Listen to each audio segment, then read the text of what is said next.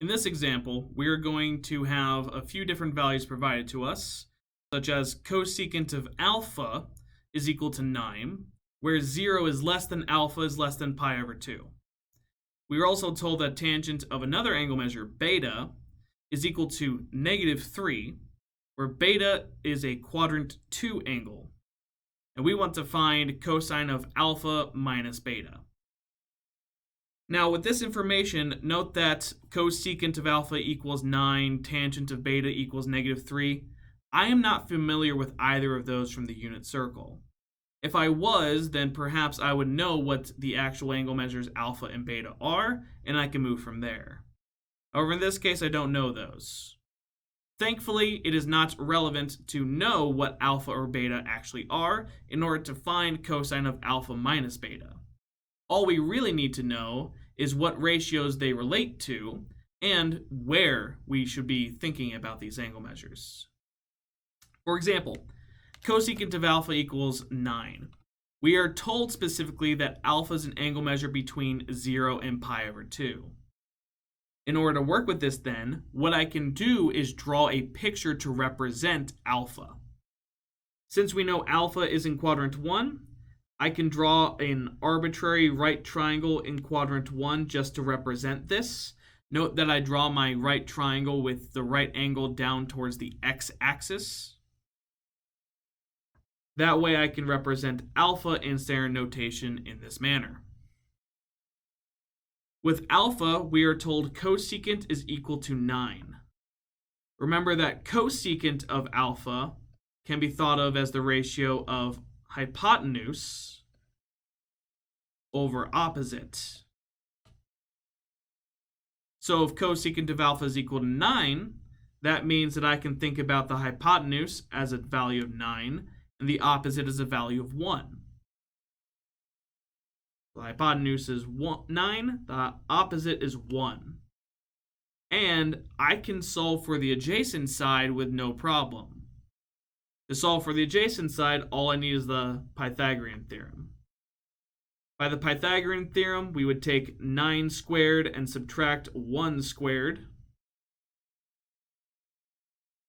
That would give me 81 minus 1 underneath a square root, or the square root of 80. If you would like to simplify the square root of 80, you may. In this case, I'm going to keep it as it is. For beta, we are told beta is an angle measure in quadrant 2. So again, I'm going to draw a right triangle to represent beta. Keep in mind, though, that beta is technically the angle measure in standard position. So this would be this outside angle measure. But I want to draw a right triangle, which would not want this obtuse angle. So what I'm actually going to really think about this as is I'm really going to be thinking about this with the reference angle of beta in mind. I will call this beta prime for the time being. Either way, we are told tangent of beta is equal to negative 3, and I know tangent in a right triangle should be the opposite side over the adjacent side. I am told that tangent is equal to negative 3. However, this is not necessarily going to therefore be negative 3 over 1, similar to the previous example. It might be that, but it depends on really where we are. If I related the opposite side to be negative 3 and the adjacent of 1, that would not make sense considering that we are in quadrant 1, where the x value, which would be associated with the adjacent side here, should be negative, and the y value, which is associated with the opposite side here, should be positive. Keep in mind, though, that negative 3 can be constructed by taking negative 3 divided by 1, or that could also be 3 divided by negative 1. The choice matters depending on what quadrant you are in, and for our purpose, we are in quadrant 2, so the adjacent side should be the negative 1. I can again solve for the hypotenuse side here using the Pythagorean theorem. By the Pythagorean theorem, taking 3 squared and adding -1 quantity squared, that will give me the square root of 10. This is all I really need to solve this problem. I still don't know what alpha is, I don't know what beta is, but that's not relevant. If I want to find cosine of alpha minus beta, the difference identity for that is cosine of alpha times cosine of beta plus, because we're doing the opposite operation of the one that we see inside of the function, plus sine of alpha sine of beta. So I really don't need alpha or beta. I just need to be able to understand cosine and sine of alpha and beta. As long as we know the ratios, the side lengths, then we should be okay. Cosine of alpha from that first triangle, that should be the adjacent over the hypotenuse. The adjacent we now know is square root of 80. Hypotenuse is 9.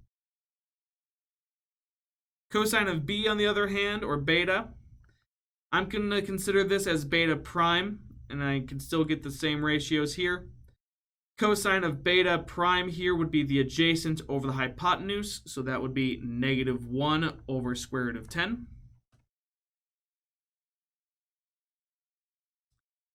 Sine of alpha, we probably didn't need to do any work to solve for that because we already knew cosecant of alpha.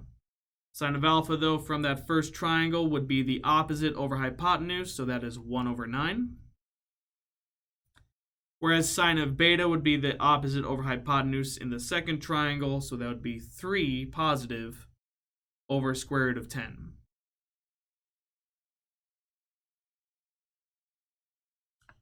If I multiply through with this problem, I can see square root of 80 times -1 is negative square root of 80. Plus 1 times 3 is 3.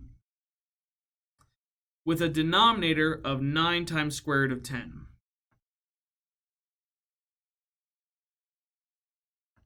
This would be the solution for this problem.